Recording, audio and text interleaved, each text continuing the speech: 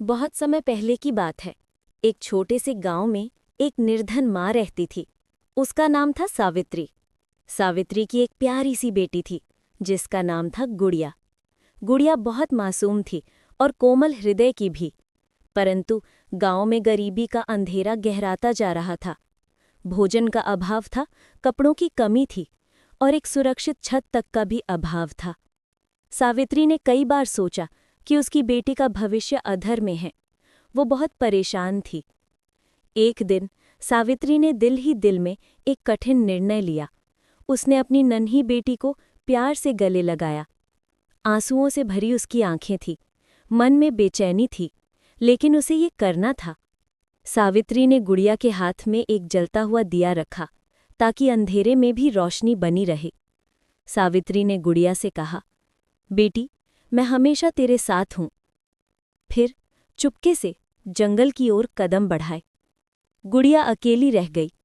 जंगल की चुप्पी और अंधकार में उसका छोटा सा दिल कांप रहा था। वो दिया थामे बैठी थी। डल का हर रंग उसके चेहरे पर छाया हुआ था।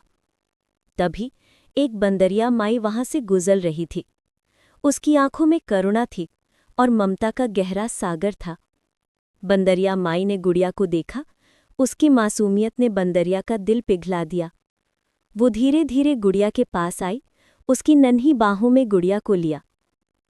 चिंता मत कर बेटा, बंदरिया माई ने कहा, मैं तुझे अपनी तरह पाला करूंगी।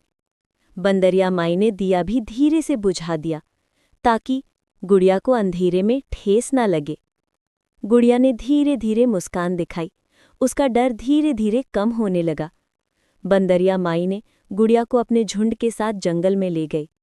वहां गुड़िया ने नए दोस्त बनाए। पेड़ पौधे, नदियां, पक्षी और छोटे छोटे जानवर, सबसे उसने मित्रता की। दिन प्रतिदिन गुड़िया स्वस्थ होती गई। उसकी हंसी खिलती गई। बंदरिया माई ने उसे जंगल की बातें सिखाईं, कैसे फल फूल इकट्ठा करें, किस नदियां सुरक्षित हैं, कौन से पेड़ औषधीय हैं। गुड़िया ने धीरे धीरे सबकी मदद करना शुरू किया। बीमार जानवरों को ठीक किया, छोटे पक्षियों का ध्यान रखा, पानी की स्वच्छता का ख्याल रखा। जंगल के हर जीव ने उसे अपनाया। समय धीरे धीरे बीतता गया। गुड़िया अब बड़ी हो गई थी। उसकी मासूमियत एक सुंदर व्यक्तित्व में बदल गई थी।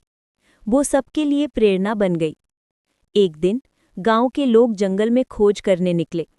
उनका उद्देश्य था गायब हुई नन्ही बच्ची को ढूंढना। अचानक उनकी नज़र गुड़िया पर पड़ी। गुड़िया ने उन्हें देखा, आंसू बहा दिए।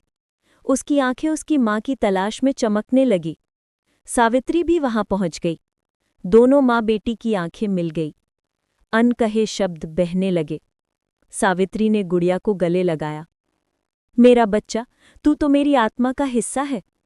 बंदरिया माई भी पास आई। उसने मुस्कान से कहा, माँ, ये बच्ची अब सिर्फ तेरी नहीं बल्कि मेरी भी है। गांव वाले भी आंसुओं से भर आए।